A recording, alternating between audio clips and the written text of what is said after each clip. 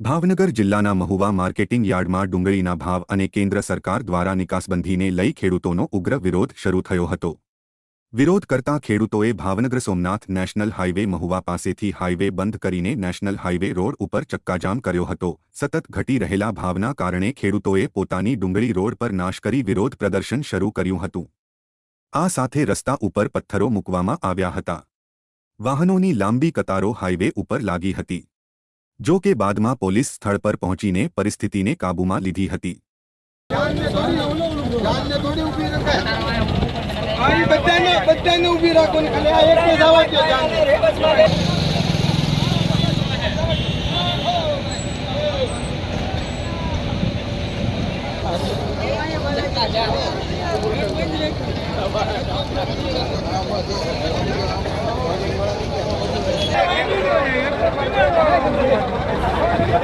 Thank you.